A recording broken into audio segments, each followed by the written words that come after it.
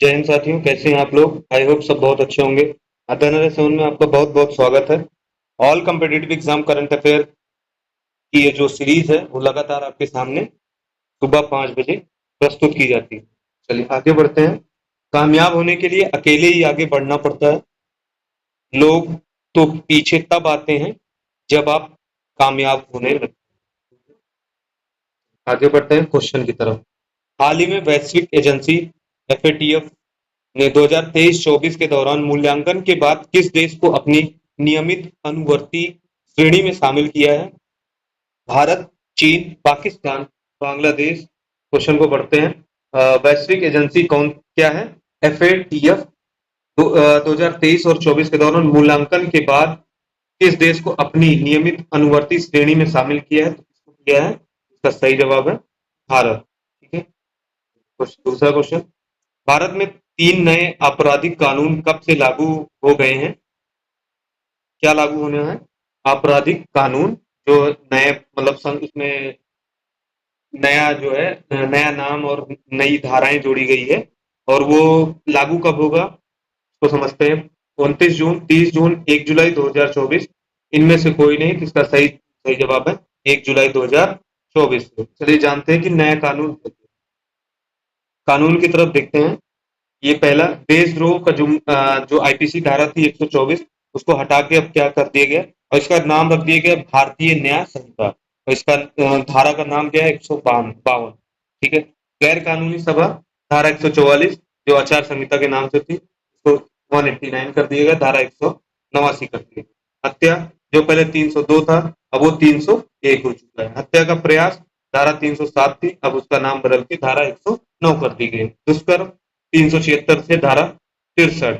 मानहानि 399 से 356। ठगी 420 से बदलकर क्या कर दिया गया है 316 कर दिया गया है। ठीक है। चलिए आगे बढ़ते हैं। हाल ही में किसको भारतीय स्टेट बैंक SBI के अगले चेयरमैन के रूप में नियुक्त किया गया है? तो किसके चेयरमैन? SBI के, भारतीय स्टेट बैंक के। ठीक है, अगले चेयरमैन तो कौन है इनके? दिनेश खारा, अश्विनी तिवारी, विनय टोल और श्रीनिवासुल्लू शेट्टी। इसका सही जवाब है श्रीनिवासु सुल्लू शेट्टी। ठीक है। आगे बढ़ते हैं। हाल ही में किस राज्य सरकार ने 2000 करोड़ रुपए की लागत से बायोप्लास्टिक पार्क, ये क्या है? बायोप्लास्टिक पार्क बनाने की बात की है। जो वेस्ट मटेरियल है उससे ये बायोप्लास्टिक बनेगा, उससे क्या बनाएंगे? पार्क बनाएंगे। और ये किसके अंतर्गत आएगा? राज्य सरकार के। और कितने? 2000 करोड़ रुपए की लागत से बनने वाला है। ये कहाँ पे है? स्थापित करने की घोषणा की गई है। उत्तर प्रदेश, मध्य प्रदेश, हिमाचल प्रदेश, उत्तराखंड। इसका सही जवाब है उत्तर प्रदेश। ठीक है। चलिए आगे बढ़ते हैं क्वेश्चन नंबर 5 की तरफ। किस राज्य में 30 जून 2024 को आदिवासी नेताओं सिद्धू कान्हू, चांद भैरव और फूलो झानो के बलिदान की स्मृति में हूल दिवस मनाया गया? बिहार, झारखंड, छत्तीसगढ़, उड़ीसा। क्या कौन कौन थे नेता थे? आदिवासी नेता थे सिद्धू कान्हू, चांद भैरव और फूलो झानो। स्मृति मतलब इनके बलिदान बलिदान के रूप में मनाया गया है। कौन सा? हुल्लू दिवस। कौन सा? हुल्लू दिवस। ये याद रखिएगा कौन सा? हुल्लू दिवस। ठीक है।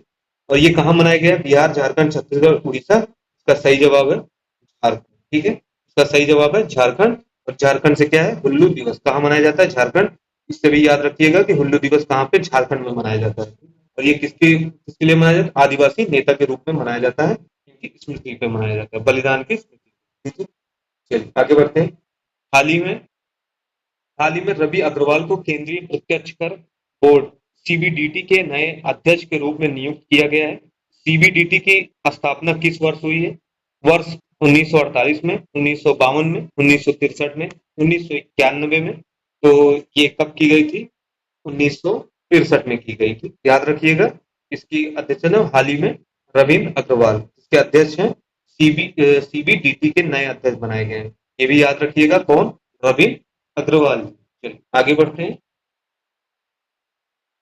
हाल ही में इस राज्य ने कचरे से चारकोल बनाने वाले हरित कोयला संयंत्र स्थापित करने की घोषणा की है?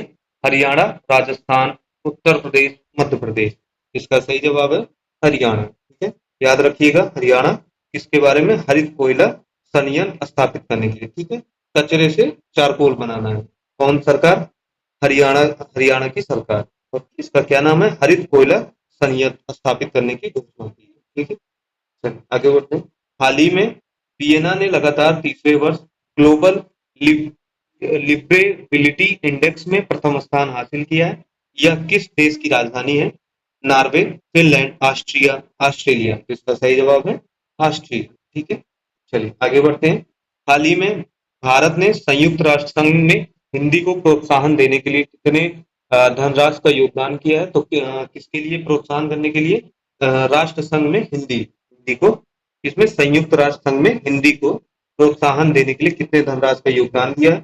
$1,60,000, $5,60,000, $7,60,000, $11,60,000। इसका सही जवाब है, इसका सही जवाब $11,60,000, ठीक है। कहाँ पे? भारत ने कहाँ पे? संयुक्त राष्ट्र संघ में, ठीक, यूएन में, ठीक है, याद रखिएगा यूएन, ठीक है, यूएनओ, ठीक है। चलिए आगे बढ़ते हैं। क्वेश्चन नंबर 10 की तरफ बढ़ते हैं। बिहार के मुख्यमंत्री, बिहार के कौन मुख्यमंत्री हैं? नीतीश कुमार, याद रखिएगा। बिहार के मुख्यमंत्री कौन है? नीतीश कुमार ने वर्ष 2025 तक इसको राजस्व, एक मिनट, राजस्व जिला बनाने की घोषणा की है। मतलब कि बिहार का जो है राजस्व जिला घोषित होगा, और वो कौन होगा? मोतिहारी, बगहा, बोध गया, इनमें से कोई नहीं। इसका सही जवाब है बोध गया, ठीक है। मोतिहारी जहाँ गांधी जी सबसे पहले गए थे, और बोध गया जहाँ पे महात्मा बुद्ध को ज्ञान की प्राप्ति हुई थी, ठीक है। और ये कौन करने का जो श्रेय है किसको जा रहा है? बिहार के मुख्यमंत्री नीतीश कुमार ने, ठीक है। कब तक? 2025 तक, ठीक है, याद रखिएगा। हाल ही में किस मशहूर गायिका की बायोग्राफी स्वरविनी आशा लॉन्च की गई है? लता मंगेशकर, आशा भोसले, सुनिधि चौहान, अलका याग्निक। इसका सही जवाब है आशा भोसले। कभी कभी क्या होगा, जैसे आपको नहीं आता तो आप आशा से आशा भोसले लगा सकते हैं, ठीक है। थोड़ा सा ट्रिक, ठीक है। चलिए आगे बढ़ते हैं। हाल ही में high speed expendable aerial target अभ्यास का विकास परीक्षण कहाँ पूरा हुआ है? आंध्र प्रदेश, हिमाचल प्रदेश, उड़ीसा, राजस्थान। इसका सही जवाब है उड़ीसा, ठीक है, याद रखिएगा कहाँ पे? उड़ीसा में, ठीक। हाल ही में किस राज्य सरकार द्वारा बेहतर न्याय प्रदान करने हेतु पहली गवाह संरक्षण योजना शुरू की गई है?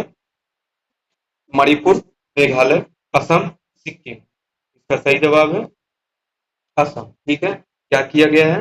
राज्य सरकार द्वारा बेहतर बेहतर न्याय प्रदान करने की हेतु पहली गवाह संरक्षण योजना शुरुआत की गई, ठीक है। इसके उपलक्ष्य में न्याय प्रदान करने की कौन कौन सा राज्य सरकार? असम राज्य सरकार, ठीक है। चलिए क्वेश्चन नंबर 14 की तरफ बढ़ते हैं। हाल ही में मध्य रेलवे ने स्थित इगतपुरी झील में एक अग्रणी 10 मेगावाट फ्लोटिंग सौर संयंत्र स्थापित किया है। महाराष्ट्र, गोवा, कर्नाटका, मध्य प्रदेश। इसका श्रेय जाता है महाराष्ट्र को।